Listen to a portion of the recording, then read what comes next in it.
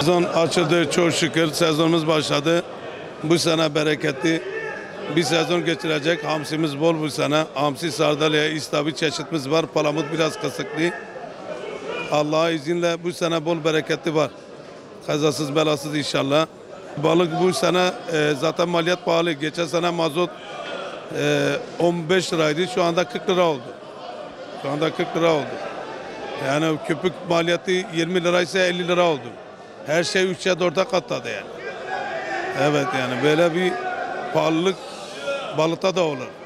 İnşallah bol olduğu zaman ucuz da olur Allah'ın izniyle. Bol olduğu zaman halk ucuz da yiyecek. Ekim'de şu anda hamsiler dağınık. Ekim'de sonra balıklar hep inşallah daha bol olur. Halkımız bol hamsi yiyecek. İstavrit, sardalya, çilekop, lüfer, bu sene denizimiz güzel inşallah, Allah kazan bela vermesin.